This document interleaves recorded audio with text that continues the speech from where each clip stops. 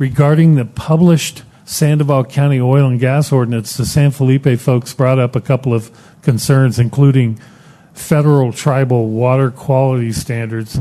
Based on staff's research, though, these standards are already being recognized in our ordinance under the Clean Water Act.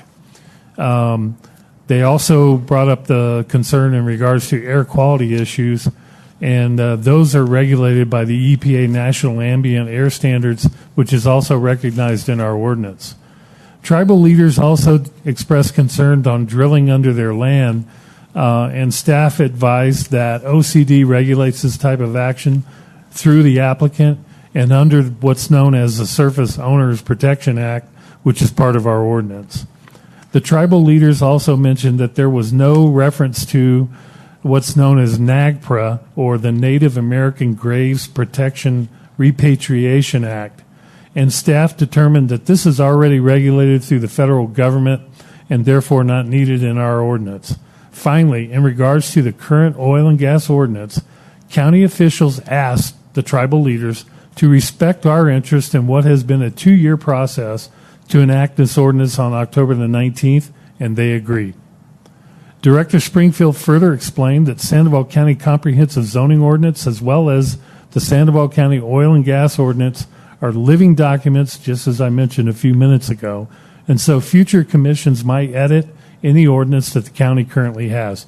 The main point of this meeting that I want to make sure that the commission understands is the fact that we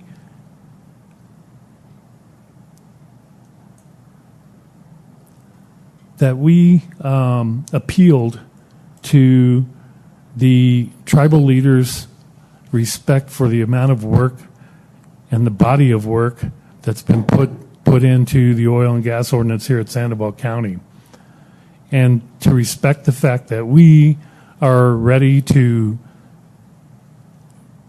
vote on this ordinance on October the 19th, and they agreed.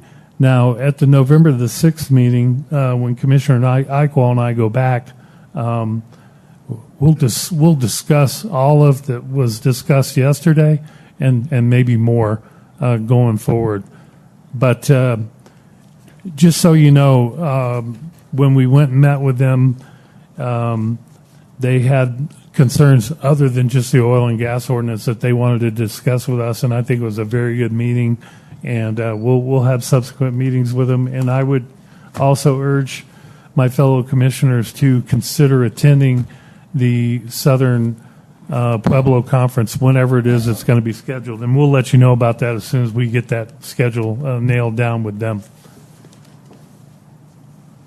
Any other? I just have a comment that you triggered a thought here with regard to if the staff is going to look at something here, could they look under the Clean Water Act? Could they look at the exemptions for the oil and gas industry from 1987 and 2005? And you can have this document if you want to take a look at I just want to understand how they apply.